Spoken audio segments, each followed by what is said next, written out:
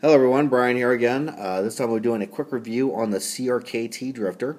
Crkt considers this to be one of their compact everyday carry blades, and here it is.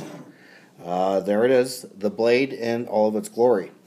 This is actually one of the first edition blades. I looked at the new ones. The new ones have a different kind of handle. It's a plastic nylon kind of filled handle.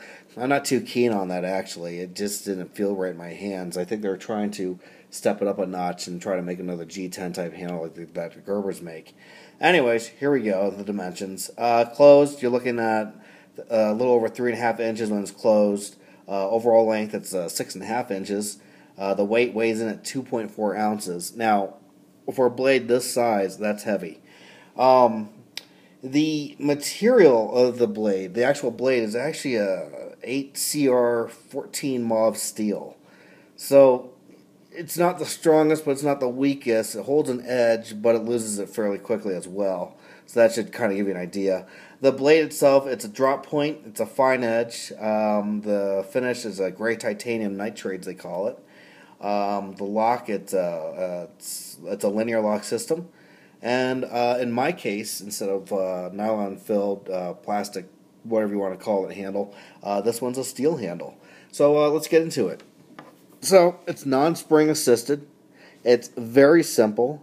It's very slim. It fits in your pocket well, but you will know that it's there. It's not the lightest blade I've ever carried. That's a everyday carry. But one thing I really like about it, though it's not spring assisted, it's fast. It's quiet. Let me try to open it hard. There. It's fast, it's quiet, this blade comes really, really sharp. Very impressed with it. I haven't sharpened it yet. I've had it for a very long time. Haven't had much time to really put it through real hard work. I actually have batoned with it. It batons nicely. And if you ask me, I gotta be careful here. I cut myself once doing this. If you ask me, I feel that it's a very well-made blade. They actually are still making this exact model. It's just that, CRKT and SOG and other knife companies, they're trying to make their blades look prettier these days, and it's got this feature and that feature. They're starting to kind of mimic cars. You can get a baseline model, or you can get the ultimate off-road SUV weekend warrior pizza. You get the idea. Anyways, so that's it. It's a simple, everyday carry, non-spring assisted blade. Very easy to use, very easy to close in, very easy to open, no problems. And I'm going to go ahead and do a quick cutting test. I got tons of these useless envelopes. I got water damage. They're stuck now. But anyways, here we go. Here's the cutting test. Whoops. Kind of funny edge on that because I'm bending it, but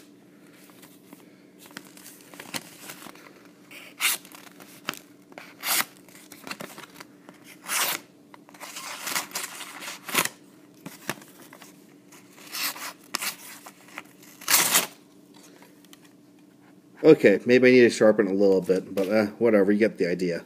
So there it is. There's the blade, all nice and pretty, and it's glory there. It's simple, easy to use. In comparison, here's the Gerber Paraframe 1.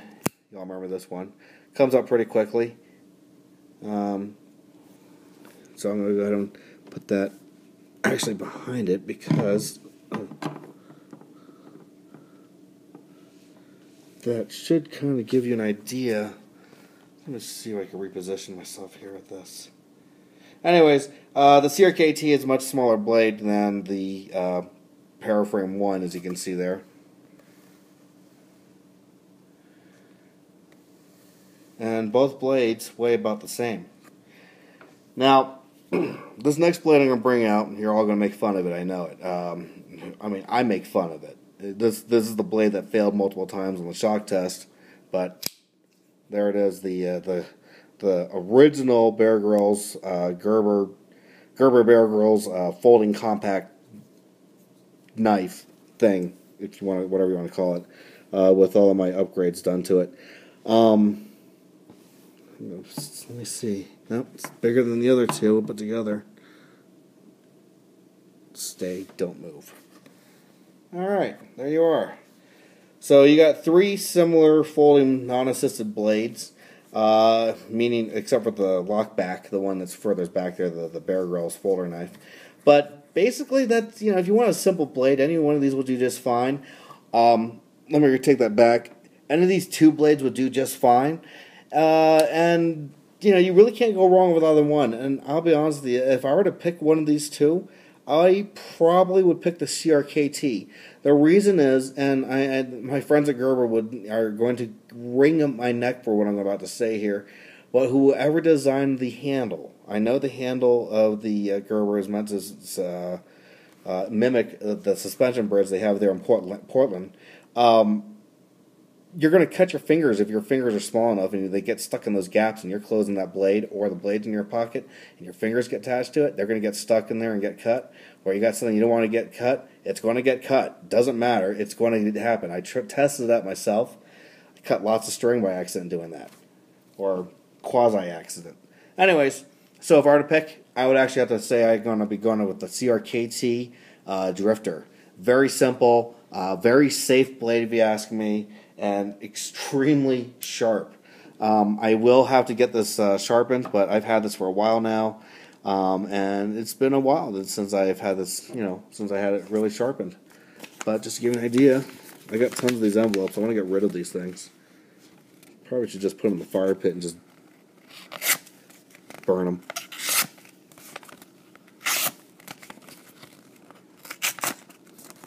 If you ask me, it's not bad for a blade that hasn't been sharpened in, gosh, since I got the blade. When did I get this thing? I think I got this about 4 years ago. No, 5 years ago. No, 4 years ago. Was it 2014? Yeah, 4 years ago. Anyways, yep. So there you go. The Crkt Drifter. If you're looking for a simple, everyday carry, non-assisted open blade, this is what I would recommend. Anyways, this is Brian signing off for now, and I'll talk to y'all later. Bye-bye.